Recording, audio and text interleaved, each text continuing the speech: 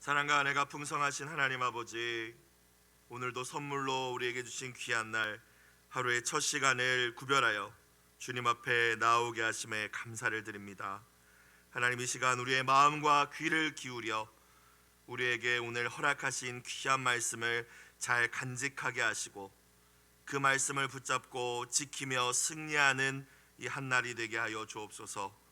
각 사람의 심령 가운데 말씀의 부흥이 먼저 일어나게 하시어 다가오는 2023년 새해 하나님이 기뻐하시는 부흥을 경험하는 우리 성원교회 온 가족들이 되게 하여 주옵소서. 우리의 의로우신 대언자 예수 그리스도의 이름으로 기도드리옵나이다. 아멘. 하나님 말씀 신약 요한일서 2장 말씀입니다.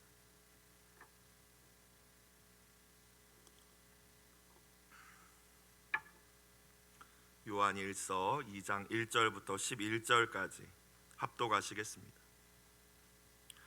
나의 자녀들아, 내가 이것을 너희에게 쓰면 너희로 죄를 범하지 않게 하려 함이라. 만일 누가 죄를 범하여도 아버지 앞에서 우리에게 대언자가 있으니 곧 의로우신 예수 그리스도시라. 그는 우리 죄를 위한 화목제물이니 우리만 위할 뿐 아니요 온 세상의 죄를 위하심이라. 우리가 그의 계명을 지키면 이로써 우리가 그를 아는 줄로 알 것이요 그를 아노라 하고 그의 계명을 지키지 아니하는 자는 거짓말하는 자요 진리가 그 속에 있지 아니하되 누구든지 그의 말씀을 지키는 자는 하나님의 사랑이 참으로 그 속에서 온전하게 되었나니 이로써 우리가 그의 안에 있는 줄을 아노라. 그의 안에 산다고 하는 자는 그가 행하시는 대로 자기도 행할지니라. 사랑하는 자들아, 내가 새 계명을 너희에게 쓰는 것이 아니라 너희가 처음부터 가진 옛 계명이니 이 옛 계명은 너희가 들은 바 말씀이거니와 다시 내가 너희에게 새 계명을 쓰노니 그에게와 너희에게도 참된 것이라. 이는 어둠이 지나가고 참 빛이 벌써 비침이니라. 빛 가운데 있다 하면서 그 형제를 미워하는 자는 지금까지 어둠에 있는 자요 그의 형제를 사랑하는 자는 빛 가운데 거하여 자기 속에 거리낌이 없으나 그의 형제를 미워하는 자는 어둠에 있고 또 어둠에 행하며 갈 곳을 알지 못하나니 이는 그 어둠이 그의 눈을 멀게 하였음이라. 아멘. 하나님의 충만한 사랑과 은혜가 이 시간 여러분 가운데 함께 하시길 주의 이름으로 간절히 축원합니다. 우리는 어제부터 사도 요한의 첫 번째 편지 요한일서 말씀을 나누고 있습니다. 요한일서는 주후 95년경에 에베소 교회에 머물고 있었던, 이제는 80을 넘겨서 노로에 있던 사도 요한이 절박한 마음으로 남긴 신앙의 권면이라고 말씀을 드렸어요. 왜 이렇게 이 사도 요한이 절박한 마음으로 남겼을까? 당시 영지주의라는 이단 사상이 있다고 말씀을 드렸죠. 이 이단 사상과 그것을 가르치는 거짓 교사들이 교회 안에 들어와서 성도들을 바른 신앙으로부터 멀어지게 하고 교회를 분열시키고 혼란시켰기 때문이었습니다. 영지주의는 어제도 말씀드렸지만 예수님의 십자가 복음을 믿는 것만으로는 구원에 충분하지 않다, 충분 조건이 아니다 라고 이야기하면서 개개인이 반드시 특별한 영적인 지식을 깨달아야 된다라고 주장을 합니다. 영적인 체험과 어떤 영적인 지식을 깨달음으로써 우리의 영만이 구원에 이를 수 있다라고 주장하는 것이 영지주의자들이에요. 그렇기 때문에 이들은 우리의 육체에 관한 것은 관심이 없습니다. 이 땅의 삶에 관한 것은 관심이 없다라는 얘기예요. 육은 원래부터 완전히 악했고 결코 구원받을 수 없다라고 생각을 합니다. 그래서 우리가 육신을 가지고 행하는 모든 일들은 구원과 관계없고 하나님과 관계없다라고 생각을 하죠. 심지어는 예수님께서 성육신하신 것까지도 부정하는 이들이 이 영지주의자들입니다. 그래서 이들의 이러한 잘못된 이단 사상으로 말미암아 어떤 문제가 생길까요? 삶이 관계없다, 영적인 지식만 있으면 된다, 도덕 폐기론이 나오는 거죠. 삶이, 거룩한 삶이 없어집니다, 교회 안에. 그리고 다 각자가 영적인 지식으로 내 영만 구원받으면 돼, 그러니까 개인주의적인 신앙으로 흐르는 거죠. 형제 사랑이 없어지는 것입니다. 그러니까 지식은 있는데 삶이 없는 신앙으로 흘러가는 거죠. 근데 잘 생각해 보면요, 오늘날 우리의 신앙의 문제와 굉장히 닮아 있다라는 것을 발견했습니다. 오늘 말씀에서도 사도 요한은 영지주의 사상에 대해서 반박하면서 말씀을 이렇게 나누고 있습니다. 바른 신앙이 무엇인지, 우리가 붙들어야 되는 진짜 신앙이 무엇인지 또 말씀하고 계세요. 오늘 나눌 말씀을 통하여서 나는 또는 우리의 공동체는 현대판 영지주의에 빠져 있는 것은 아닌지, 삶도 중요하지 않고 또 공동체도 중요하지 않은 그런 현대판 영지주의에 빠져 있는 것은 아닌지 돌아보며 진리의 말씀을 붙잡는 시간이 되시길 주의 이름으로 축복합니다. 1절 말씀 다시 볼까요? 나의 자녀들아 내가 이것을 너희에게 쓰면, 요한이, 이제 노로의 요한이 나의 자녀들아 사랑이 담긴 목소리로 이 성도들을 향하여서 시작하고 있습니다. 자식을 대하는 아비의 심정으로 권면을 시작하고 있는 거예요. 내가 왜 이것을 너희에게 썼는지 아느냐? 너희로 죄를 범하지 않게 하려 함이라. 성도란, 하나님의 자녀는 죄와 싸워야 되는 것이야, 아무렇게나 살아도 되는 게 아니다, 이 선언으로 오늘 말씀 시작됩니다. 말씀드렸듯이 영지주의자들은 몸으로 짓는 것은 구원과 아무 관계가 없기 때문에, 어차피 영적인 지식만으로 구원에 이르기 때문에, 이 육은 어차피 악한 것이기 때문에 삶은 관계가 없다라고 이야기했어요. 자, 그러나 오늘 요한은 예수 그리스도를 믿음으로 거듭난 하나님의 자녀라면, 하나님 나라 백성이라면 죄를 범하지 말아야 된다고 이야기합니다. 이미 구원받았다는 구원의 확신과 주님이 주신 자유함을 육체의 기회 삼지 말아야 할 줄로 믿습니다. 여러분, 어제도 말씀드렸지만 죄는 어둠의 일입니다. 하나님은 빛이시죠. 어둠이 조금 더 없다라고 말씀하셨어요. 그렇다면 이제는 하나님의 자녀가 된, 빛의 자녀가 된 저와 여러분이 계속 그 어둠에 거한다? 이건 문제가 있다라는 거예요. 문제의식을 가져야 된다는 거예요. 빛의 열매를 맺는 삶을 살아야 된다는 것입니다. 죄를 미워하고 죄와 피 흘리기까지 싸우며 거룩한 삶을 살기 위해 노력해야 된다는 거예요. 그것이 진짜 하나님의 사랑을 경험한 자요, 예수님의 십자가 은혜를 경험한 자의 태도인 줄로 믿습니다.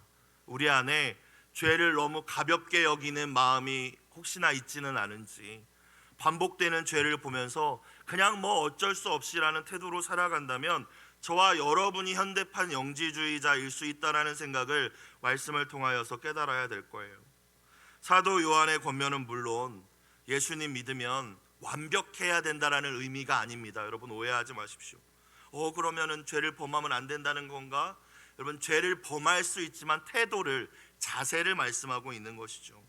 거룩을 향하여서, 예수님의 그 장성한 분량, 예수님의 그 완전한 성품을 향하여서 나아가야 된다는 것이지, 주저앉아 있으면서 어떻게 살든지 관계 안 하면서 그냥 나 구원받았으니까 다 됐지, 이게 잘못됐다고 이야기하는 것입니다. 그래서 1절 이제 중반 말씀을 볼까요? 만일 누가 죄를 범하여도, 이야기하지 않습니까? 우리 죄를 범하는 일이 있다. 하지만 범하지 않아야 한다라는 이야기를 하는 거죠. 그런데 우리가 만일 죄를 범한다면 어떻게 해요? 아버지 앞에서 우리에게 대언자가 있으니 곧 의로우신 예수 그리스도시라. 우리의 옛사람과 옛자아가, 또 죄의 본성이 여전히 우리 안에서 꿈틀대며 역사하고, 또 약한 세상 속에서 죄의 유혹과 시험들이 정말 만만치 않으므로 넘어지는 일이 생길 수 있다. 하지만 그것의 대언자가, 그것을 당연하게 여기거나 합리화하지 말아야 되며, 또 그 연약함과 죄에 대해서 변호할 수 있는 것, 대언할 수 있는 건 내가 아니라는 거예요. 내가 그렇게 여겨서는 안 되고, 오직 의로우신 예수님께서 우리의 죄를 위한 대언자가 되어주심을 믿으라라는 말씀인 줄로 믿습니다. 반면에 마귀는 참소자죠. 참소자, 그렇죠?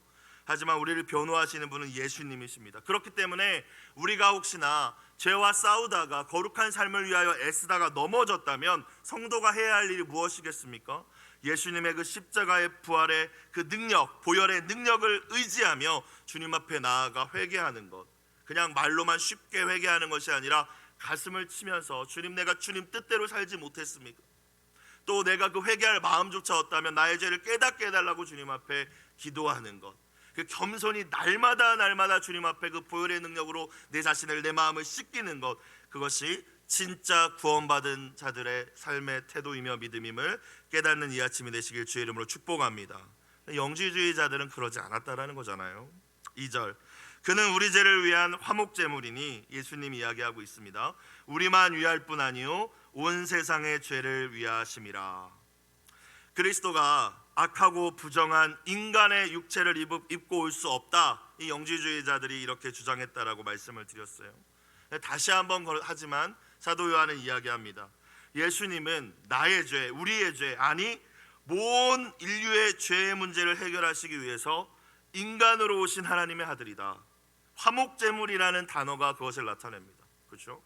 생명을 가진 인간의 생명을 가지고 인간의 몸을 입고 오셔서 그 몸을 제물로 드리셨다라는 거예요.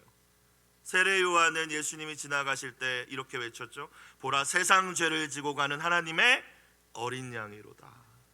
그렇게 보일 뿐만이 아니라 영만 오신 것이 아니라 우리의 죄를 위해서, 우리의 죄를 대신하여 죽으시기 위하여서 몸으로 오신 화목제물 되신 분이 우리 예수님이신 줄로 믿으시기를 주의 이름으로 축원합니다.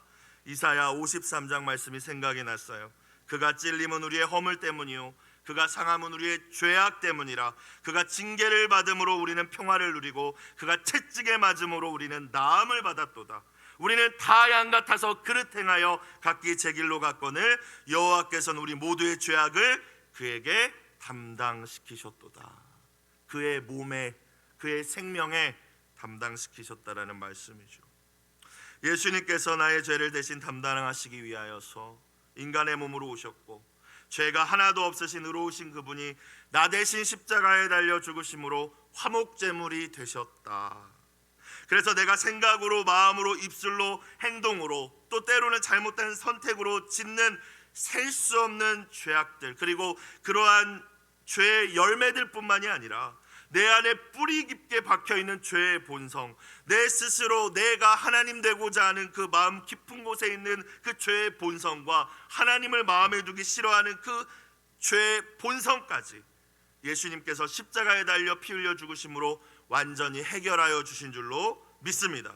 여러분, 만약 예수님께서 우리 죄를 위하여 육신을 입고 오셔서 이렇게 돌아가시지 않았다면, 화목제물로 돌아가시지 않았다면 우리의 운명은 뻔한 것 아니겠습니까? 다 사망이고 멸망이죠.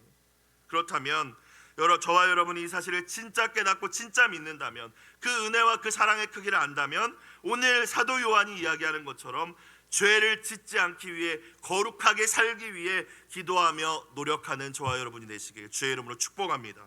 그리고 만일 넘어졌다 할지라도 난 이렇게 넘어졌으니까 자격이 없어, 이게 아니라, 이것도 마귀의 속임수잖아요. 오늘 말씀처럼 우리에겐 변호사가 있습니다. 여러분, 우리가 잘못을 하면 유능한 변호사를 사가지고 재판을 하잖아요. 그래서 재판에서 이기면 무죄입니다. 우리의 변호사 누구십니까? 의로우신 예수님 변호사 되심을 믿고 넘어졌다라고 낙심하지 말고, 우리는 원래 다 연약하죠. 그래서 예수님이 오셨죠. 우리가 다 할 수 있을 것 같으면 하나님이 왜 예수님 보내셨겠어요? 넘어질 수 있지만 그것을 합리화하거나 정당화하는 것이 아니라 예수님 의지하면서, 다시 십자가 의지하면서 일어설 수 있는 은혜가 여러분 가운데 있기를 축복합니다. 이 태도가 바른 신앙이라는 거예요. 이 태도가, 이게 진짜 복음을 믿는 예수님 안에 있는 바른 신앙이다 이야기합니다. 이어서 요한은 특별한 영적인 지식, 개인적인 영적인 체험을 가지고 내가 누구보다 예수님을 잘 알아 라고 주장했던 이 거짓 교사들, 영지주의자들을 향하여서 이야기합니다. 야, 너희가 머리로만 예수님을 안다고 지식으로 아는 것이 아니다. 예수님과 더불어 사는 것이 예수님을 아는 것이다. 예수님을 사랑하는 것이 예수님을 아는 것이다. 그렇기 때문에 진짜 예수님을 아는 사람은 뭐 할 수밖에 없다? 그분의 계명을 지킬 수밖에 없다라고 이야기하죠. 3, 4절 말씀, 우리가 그의 계명을 지키면, 이건 말씀대로 살기 위하여 애쓴다는 의미입니다. 이로써 우리가 그를 아는 줄로 알 것이요. 4절, 그를 아노라 하고 그의 계명을 지키지 아니하는 자는 그 이단들처럼 거짓말하는 자요 진리가 그 속에 있지 아니하되. 어제 말씀에서는 뭘 얘기했죠? 하나님은 분명 빛이신데 구원받았다고 하는 그 하나님 안에 거한다고 하는 너희가 어둠에 거한다? 너희 가짜다 라고 얘기했습니다. 진리가 너희 가운데 있지 않다. 구원 못 받았다라는 거죠.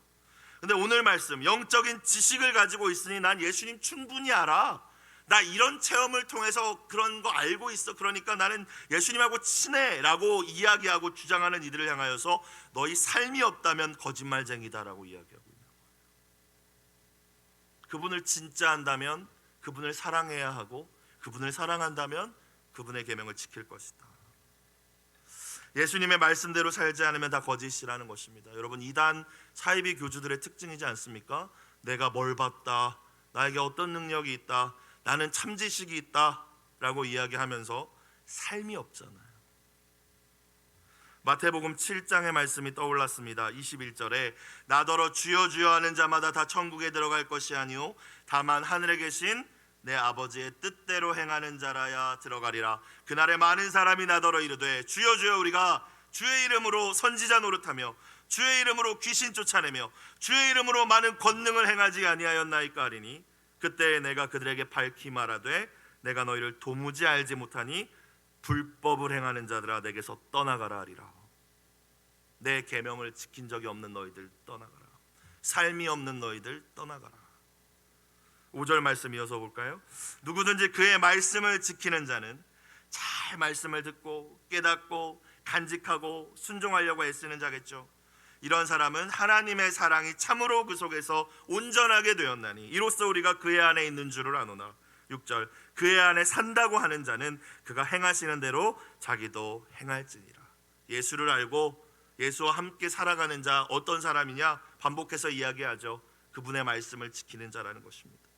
진짜 복음을 통하여 구원받은 사람이란 나를 향한 하나님의 사랑을 깨달은 사람인 줄로 믿습니다. 그리고 진짜 그 마음속에 하나님의 사랑이 있는 자는 주님의 말씀을, 하나님의 말씀을 지키기 위하여 노력하는 삶을 살 수밖에 없을 거예요. 여러분, 이런 사람이야말로 참된 신앙 안에 있는 사람이고 예수님 안에 있는 사람이며 예수님과 함께 사는 사람이라고 이야기하는 거예요. 종교 생활하는 것이 아니라 진짜 예수님과 함께 사는 사람이다. 여러분, 저도 자녀를 키우고 이제 자라보니까 어떤 자녀가 부모에게 효도합니까? 부모님 사랑을 진짜 깨달을 때 진짜 효도가 나오는 것 같아요. 그렇죠? 부목사로서 담임 목사님 사랑을 진짜 깨달을 때 진짜 순종이 나오는 것 같아요. 깨닫지 않으면 그냥 의무입니다. 의무, 율법의 짐이에요. 부모가 자녀가 부모에게 하는 것도 마찬가지입니다. 부모님이 얼마나 나를 위하여 희생하고 헌신하고 날 사랑하시고 아끼는지 깨닫지 못한 자녀는요, 의무감으로 하는 거죠. 그렇죠? 마찬가지입니다. 그런 척만 할 뿐이에요. 여러분, 저와 여러분이 하나님 앞에서 혹시 그럴 수도 있다라는 거예요. 왜 이렇게 말씀을 지키는 것이 나에게 부담이지? 왜 이렇게 힘겹지? 여러분, 주님 사랑을 이 아침 점검할 수 있길 주의 이름으로 축복합니다. 하나님의 사랑이 내 속에서 온전하게 되었나? 십자가의 그 사랑이 내 안에서 여전히 불붙듯이 불타고 있는가? 아니면 그 처음 사랑이 다 식어져 버린 것은 아닌지, 그래서 말씀 지키기도 싫고 신앙생활 재미도 없고 다 그런 것은 아닌지. 여러분, 암과 삶은 별개가 아니죠. 주님을 아시는 만큼, 주님을 사랑하는 만큼 주님이 원하시는 삶을 살아내는 저와 여러분이 되시기를 이 아침 주의 이름으로 다시 한번 축복합니다. 이제 7절 이후의 말씀을 통하여서 사도 요한은 형제 사랑에 관해서 언급합니다.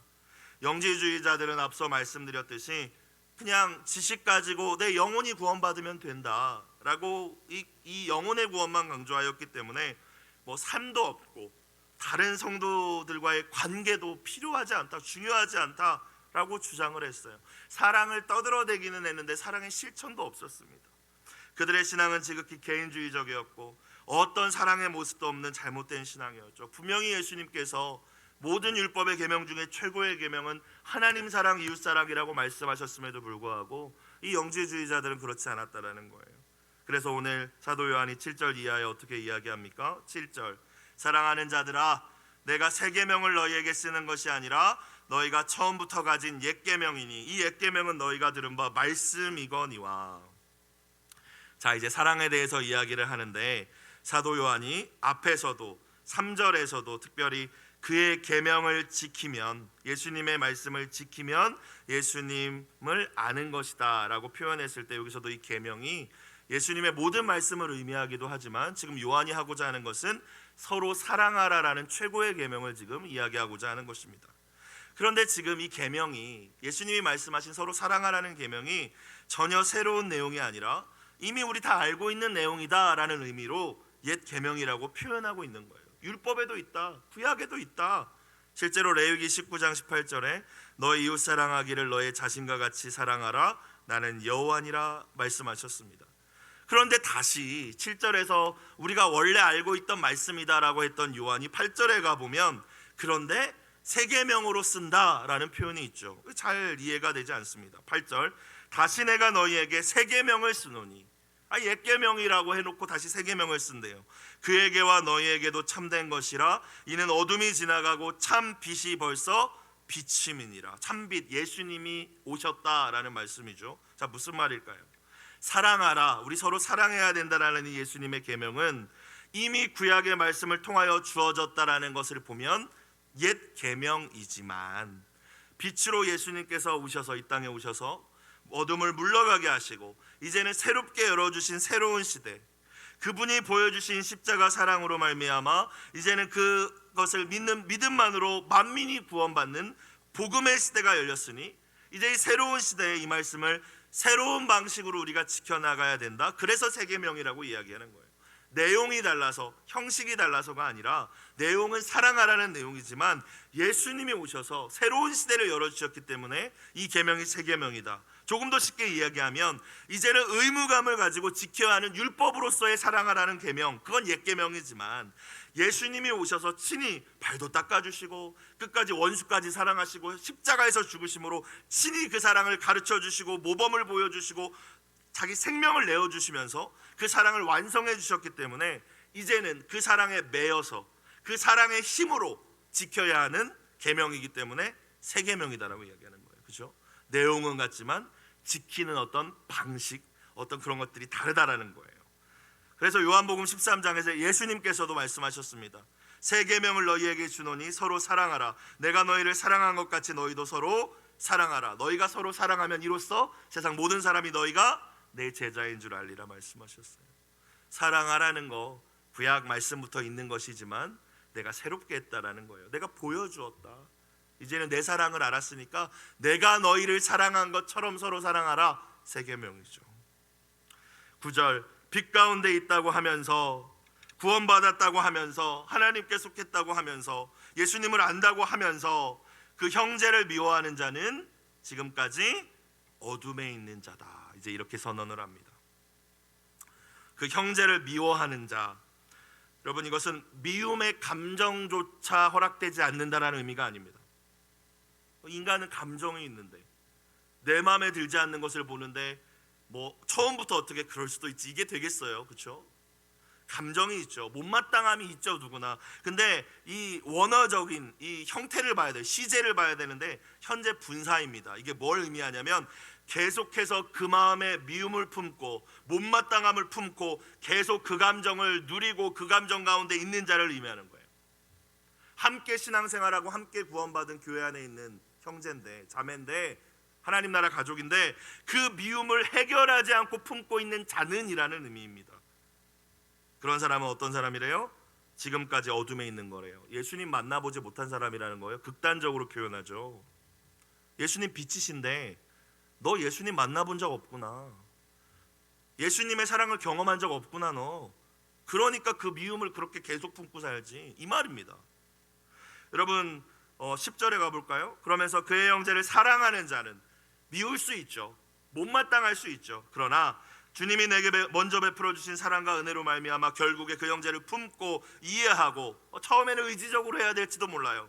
하지만 결국엔 용납하는 자, 그 형제를 사랑하는 자이지 않겠습니까? 예수님이 보여주신 사랑이 그 사랑이잖아요. 그 형제를 사랑하는 자는 빛 가운데 거하여 자기 속에 거리낌이 없으니, 자유하다라는 거죠.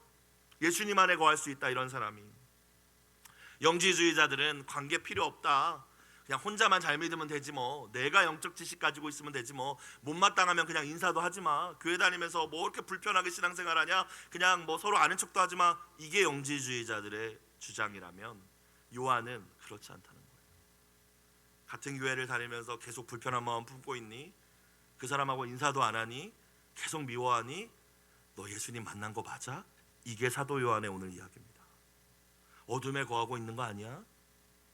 그렇게 거리낌과 불편함과 자유함이 없는 상태로 진짜 네가 예수님 안에 있는 게 맞아? 예수님 우리에게 자유를 주시려고 오셨고 자유를 주시려고 십자가에서 나를 대신해서 생명을 주셨는데 너 그러고 있으면 진짜 예수님 안에 있는 거 맞아? 이게 오늘 말씀이라는 거예요. 11절, 그의 형제를 미워하는 자는 어둠에 있고 또 어둠에 행하며 갈 곳을 알지 못하나니 이는 어둠이 그의 눈을 멀게 하였음이라. 계속 마음의 미움과 못마땅함을 품고서 나 신앙생활 잘한다 착각하고 있다는 얘기죠. 그렇죠? 진짜 가야 될 곳도 모르고 진짜 지금 해야 될 것도 모르고 먼저 그 사람하고 용서하고 재물을 드리려거든 그 사람하고 재물을 놓고 화해하고 와서 재물을 드리라 하셨는데 내가 지금 하고 있는 거 잘하고 있어라고 착각한다라는 거예요. 어둠에 있기 때문에. 여러분, 오늘은 이렇게 사도 요한이 이야기하지만 3장 후반부에 가면 더 세게 이야기합니다. 오늘은 어둠에 거한다라고 했지만 사망이라는 표현을 3장에선 써요. 형제를 미워하는 자는 사망에 거하고 있다. 구원 못 받았다고까지 이야기합니다. 사망에 머물러 있는 자다. 살인한 자다. 영생이 그 안에 있을 수 없다. 미움을 계속 품고 있는 자, 함께 예배하는 자를 계속 미워하는 자, 영생이 그 안에 있을 수 없다라고까지 이야기합니다. 주님을 안다, 하나님의 백성이다, 빛 가운데 있다, 말로는 이야기하는데 형제 사랑이 없고 심지어 계속하여서 그 미움을 품고 산다. 진짜 구원받았는지 점검하라. 두려운 말씀일 수 있어요. 아름다운 마음들이 모여서라는 초등학교 때 불렀던 찬양의 후렴구가 생각났어요. 하나님이 가르쳐준 한 가지, 내 이웃을 내 몸과 같이. 그 다음 뭐죠? 미움, 다툼, 시기, 질투 버리고 우리 서로 사랑해. 이게 진리다. 천국과 지옥에 대한 우화가 하나 생각났습니다. 예전에 부흥 집회에서 들었던 것 같은데 똑같대요. 모양이 물론 그렇지 않겠지만 우화예요. 우화. 모두 맛있는 음식을 똑같이 차려준다고 합니다. 근데 천국과 지옥의 차이를 얘기해 주는 거예요. 엄청 맛있는 산의 진미를 차려놓고 천국도 지옥도 길다란 포크를 준대요. 그리고 이것만 가지고 먹어야 된다. 손대면 안 된다. 자, 근데 천국은 모두가 맛있게 먹고 배부르고 행복하대요. 지옥은 서로 싸우고 시끄럽고 아무도 먹지 못한대요. 차이가 무엇일까요? 천국은 찍어서 먹여준다는 거죠. 길다란 포크니까 내 입으로 못 들어오지 않겠습니까? 다 먹여주는 거예요. 지옥은 내 입에 넣으려고 아무리 했는데 되겠어요 그게? 여러분, 이게 천국과 지옥의 차이라고 이야기합니다. 예수님을 믿고 거듭난 여러분, 여러분에게 주어진 하루하루의 삶을 천국으로 살아내고 계십니까? 아니면 사랑 없이 미움만 가득한 어둠의 삶을 살고 계십니까? 사도 요한은 분명히 2000년 전 영지주의 이단을 경계하며 이 말씀을 기록했지만 영지주의자들의 이러한 모습들이 비단 1세기 말 교회에만 나타나는 것 같진 않아요. 거룩한 삶에 대한 노력도 없고 죄에 대한 참된 회개와 몸부림도 없고 머리는 커져가는데 말씀대로 살아가는 삶도 없고 무엇보다 내 가족, 내 자식밖에 모르는 이기주의적인 모습들을 볼 때 오늘날도 영지주의에 빠져있다. 나와 다른 사람, 받아들이기 어려운 이들에 대한 사랑과 용납과 용서가 없고 그냥 저 사람 없는 셈 치고 신앙생활 하지 뭐. 여러분, 우리 태도가 이렇진 않습니까? 우리의 공동체의 모습은 어떻습니까? 여러분, 한 해가 마무리되어 가고 있어요. 진짜 얼마 남지 않았습니다. 이 한 해를 어떻게 마무리하기를 원하십니까? 혹여나 아직도 해결하지 못한 마음속의 미움과 불편한 감정들과 풀리지 않은 관계들이 여러분 이 시간 떠오르는 것들이 있으시다면 여러분 그대로 두고 새해를 맞이하지 마시고 오늘 말씀을 의지하여서 하나님 사랑하고 용납할 수 있는 힘을 달라고 기도할 때 하나님이 힘 주시고 또 기회도 열어주실 거예요. 오늘 매일 성경의 기도 제목처럼 진리를 보는 눈이 어두워지지 않도록 미워하는 마음을 버리게 하소서. 이 기도 제목으로 승리하는 한 날이 되시길 주의 이름으로 축원합니다. 기도드리겠습니다.